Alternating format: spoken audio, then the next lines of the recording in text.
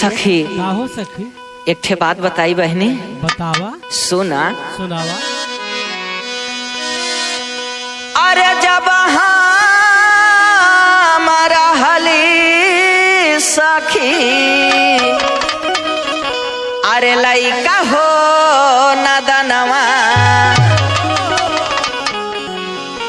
अरे जब हमारा हली सखी अरे लइका हो नदनवा अरे तब से पियावा मांगे अरे तब से राजा मांगे अरे लाहो गावनवा तब से राजा मांगे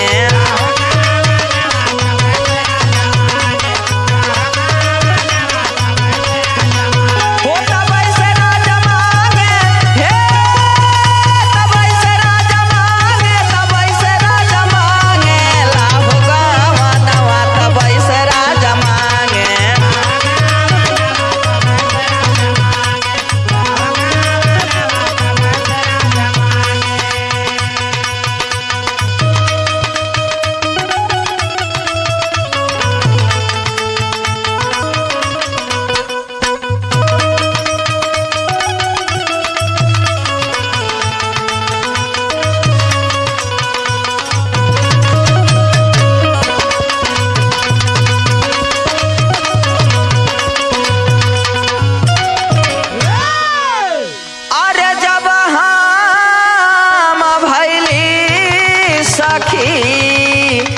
अरे बरहे बरी सके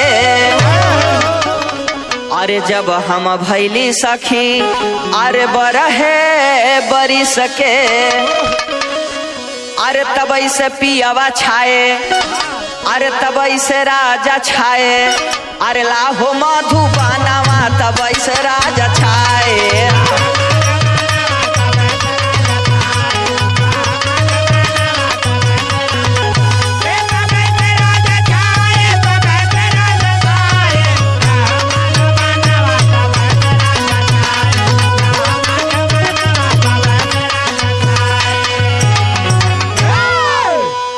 चिट्ठिया न भेजे चवा